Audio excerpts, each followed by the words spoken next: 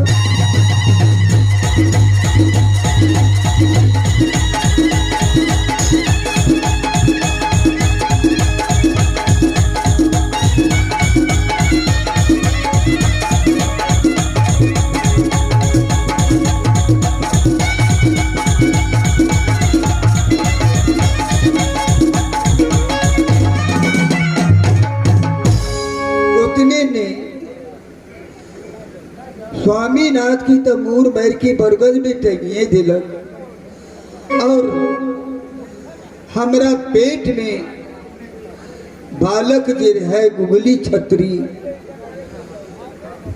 कहीं से कहीं ओकरा पता लगे जे एगो दुश्मन के तो मार दिलो, लेकिन एगो दुश्मन अहाँ के कौन दुश्मन तब बारीक सती बहन जे चाह के ओकरा पेट में बच्चा ऊ जे जन्म लेत तहाँ के साधु भाई के मूर मार लेत।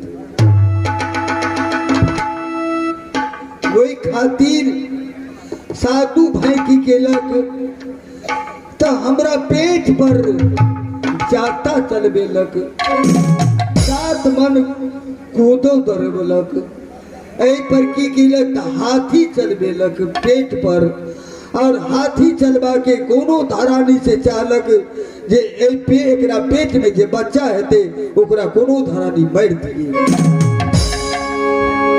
वहू से नहीं भेल तो डोम चंडाल के हाथे जंगल के भेज दिलक जे वो जंगल में बारीक सती के वही जंगली में काट दियक मार दियक आ वही ठीक दफना दियक। लेकिन माँ दुर्गा या कोई भगवान एहन बचबे के छलखिन हमरा जब बचा लेलखिन तब तक में हेमू सौ भैया ऊ अहाँ के सौदागर छी।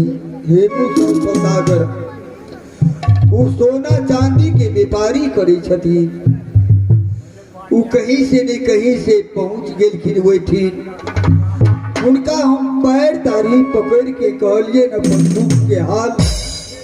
दुख के हाल कहलिए तो बच्चा के हमरा की केलक तो एक डोम चंडाल के हमरा बरबर सोना तोल दिलक और चांदी तोड़ के वही डोम चंडाल के दो दिलक आ हमरा हेमू सो भैया वो जंगल से छोड़ा के जादवपुर में लैब लेलक।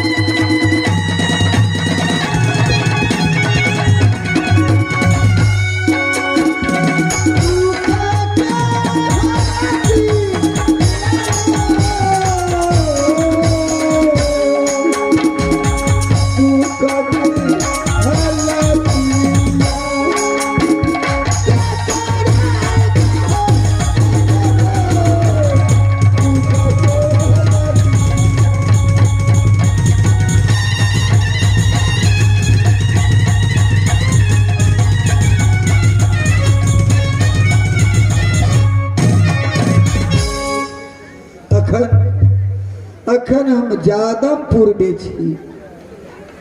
हेमू सौ भैया कही थी यह हमरा जो से लैब लेलक खरीद के कई दिन से अपना भाई से बढ़ के हमरा हेमू सौ भैया मानैया। ए दुनिया में एहन भाई किनको नहीं हेतै। अपन भाई चंडाल भ गेल जे अपना बहिन के चिन्ह नहीं सकल जे हमर सहोदर बहिन छी। अपर बर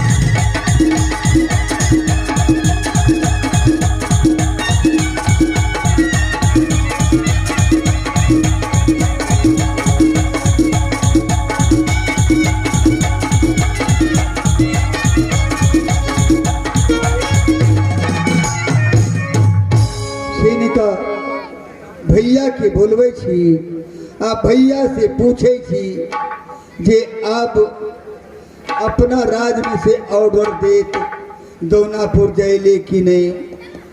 आ जल्दी से ये अब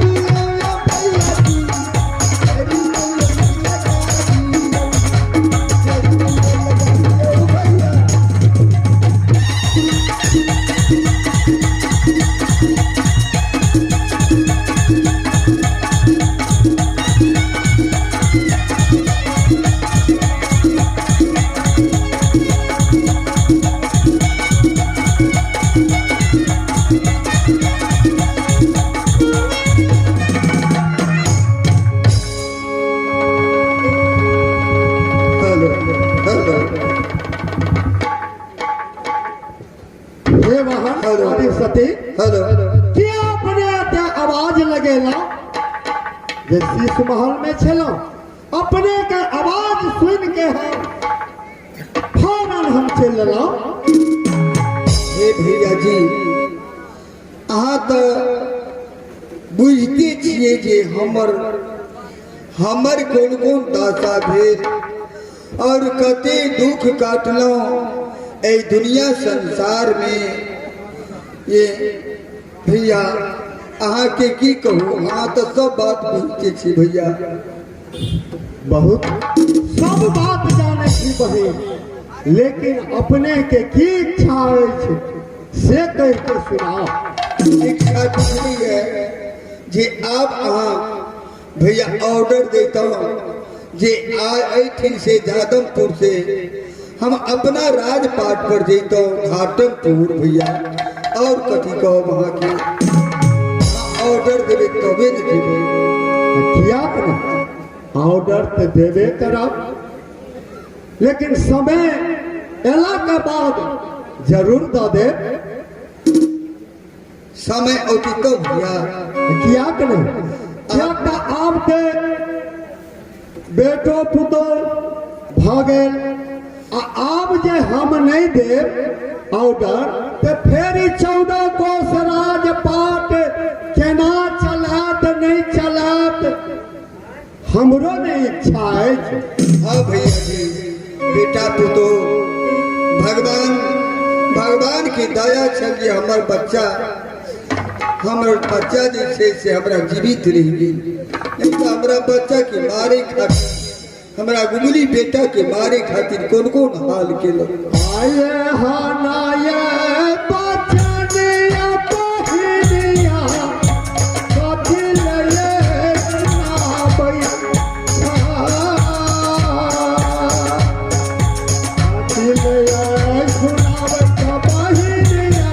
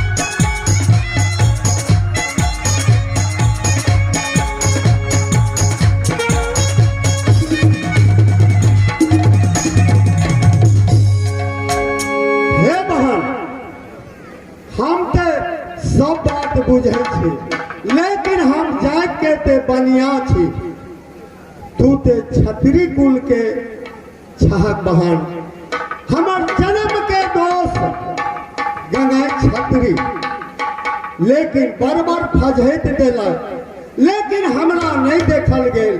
ई ते तू जाने छ जे तोरा बरबर हम जे पैसा कौड़ी धन सब कुछ वजन केलहुं, तब हमरा राजपाट पर आबऽ देलक। हमरा हाथे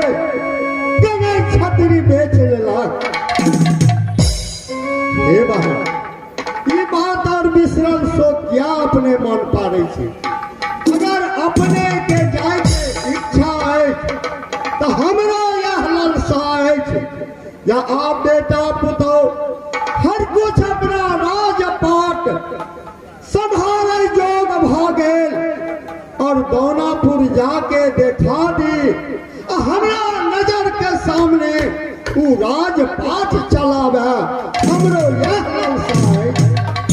हाँ भैया जी, हाँ ऑर्डर दियो तब न जीते और ना केना जीते। अपारा माना ये खुशी बहनिया खाए ये है भैया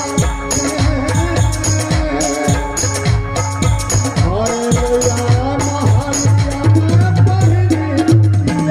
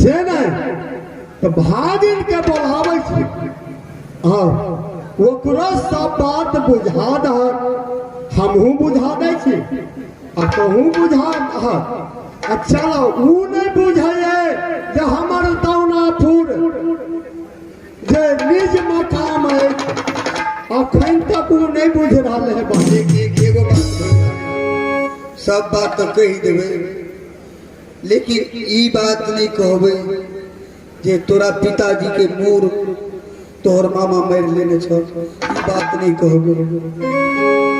ठीक है बहन, जब अपने के यह इच्छा है तो आए हम नहीं कहा, लेकिन छतरी कुल के बालक छी आए नहीं कल बुझिए जा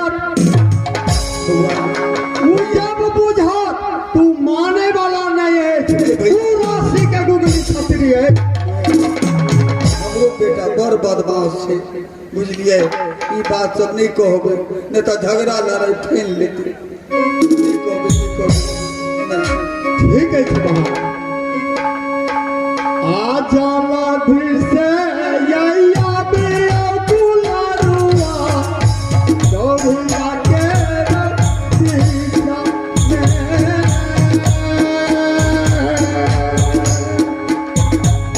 आ डोभिया के ये पीछा में ये बाबुआ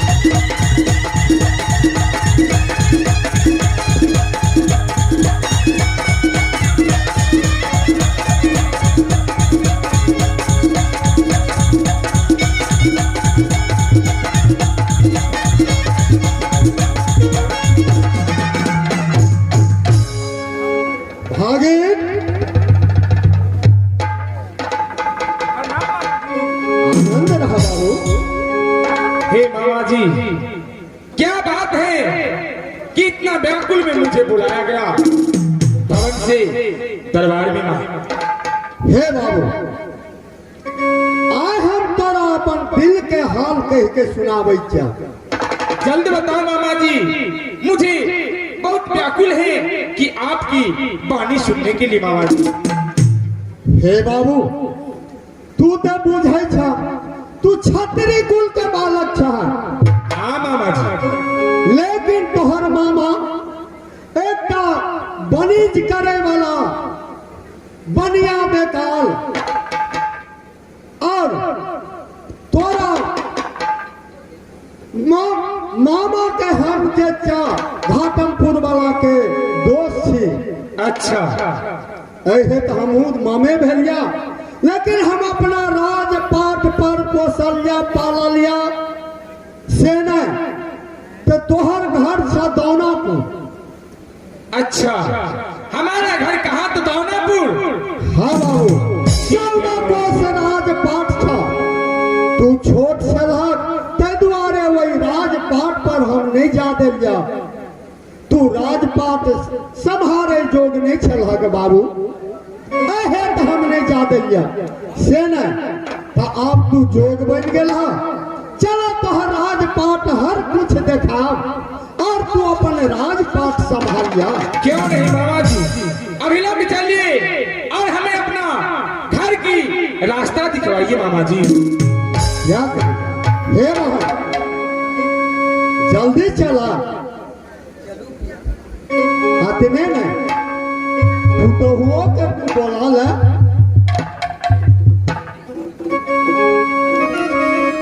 जल्दी से ये आदमी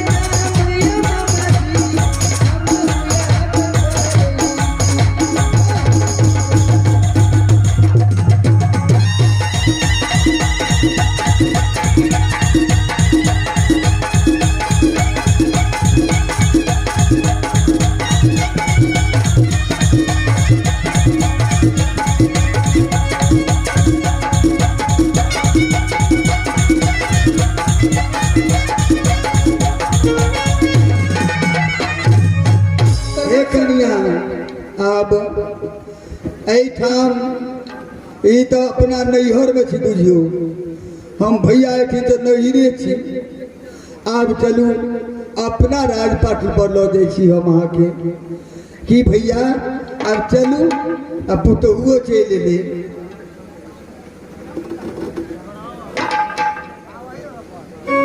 हे बहन आइ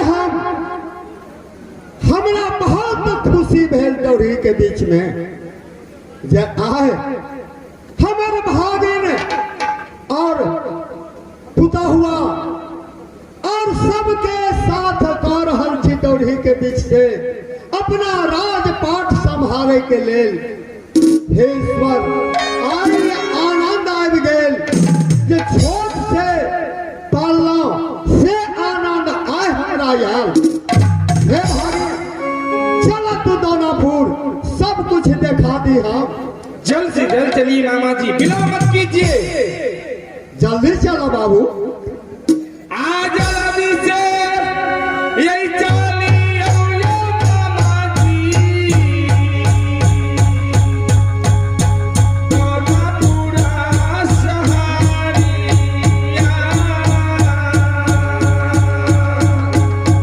दानापुरा सहारिया मामा जी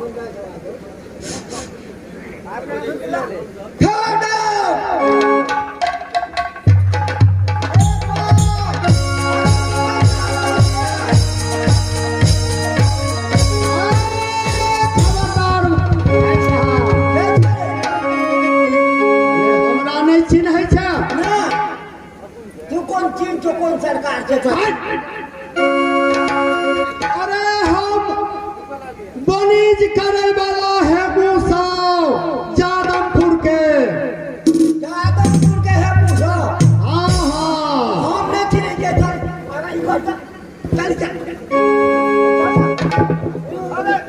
अरे बात पहले पूछ के ये हमरा सामने सो देख पहले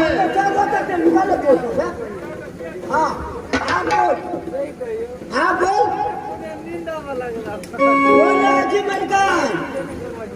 पलटनी के रही हमहू लागे छी संगे संगे अहूँ लागे छे अहूँ भगवान के कल्याण करे भगवान आ दोनों के भगवान कल्याण करे अच्छा दिन क्या लगा दिए मलकान देखिए पलटन आते दिन किया लगा दिए जब नहिरे छिए तो नहिरा में भाई और भाई जते छे भाई मिलके सब घेर लेलके जे एतऽ मेहमानी रहू तो ओते रह गेलिए तो की करबे बेसी दिन लग गेले तो अकेले नहीं नहीं मालिक मालिको एलैया हमर बेटो आलिए पुतोहु आलिए अरे पुतहुआ बाबा हाँ पुतोहु भऽ गेलिए छै कहीं देखा दे हमरा को मुंह देखा देब आए पलटन अच्छा दुनू पलटन के देखा दे देखा दे